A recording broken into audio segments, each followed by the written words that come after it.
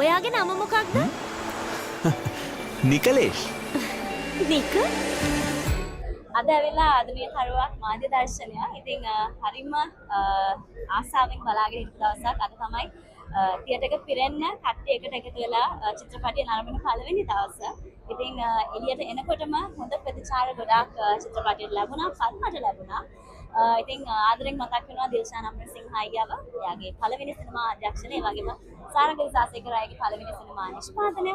ඉතින් ඒ දෙන්නගෙම මේ කුරුඳුල් සිනමාවට එන පළවෙනිම වැඩේට මට ආරාධනා කිරීම ඇත්තටම හරිම විශේෂයි. මුලින්ම මම ඇත්තටම පොඩි රිස්ක් එකක් තිබුණා ප්‍රේක්ෂකයන් කොයි විදියට සාරංග අයියා සහ මගේ කෙමිස්ට්‍රි බාර ගනීද කියලා. හැබැයි අද විශ්වාසයි අද ඉඳලා චිත්‍රපටය ඔයගොල්ලන්ට නරඹන අවස්ථාවක් තියෙනවා. ඉතින් විශ්වාසයි ඔයගොල්ලෝ මේ චරිත දෙකට අනිවාර්යයෙන්ම ආදරය කරයි කියලා. ඉතින් පද්ම කියන චරිතය හරිම වෙනස්, හරිම සැහැල්ලු ගෑනු ළමෙක්. නමුත් අසේක කියන්නේ ආත්මසින්ම වෙනස් ගෑනු ළමෙක්.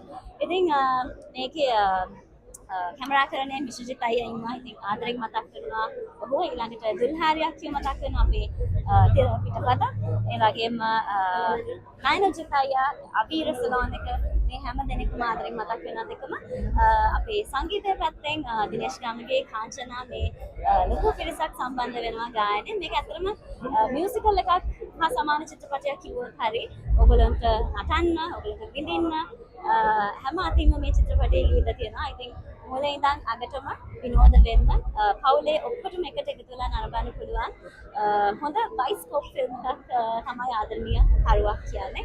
ඉතින් හැමදෙනෙක්ටම ආදරෙන් ආරාධනා කරනවා එන්න ළඟම සිනමා ශාලාවට අගෝස්තු 6 වෙනිදා සිට ඔයගලන්ට ආදරණීය තරුවක් නරඹන්න නරඹලා ඔයගලගේ ඇත්තම අදහස් අපිත් එක්ක බෙදා ගන්න හරිම ආසාවෙන් බලාගෙන ඉනවා ප්‍රේක්ෂක ඔයගොල්ලෝ අතරට සිනමා පටේ එන්න පද්මා විදියට.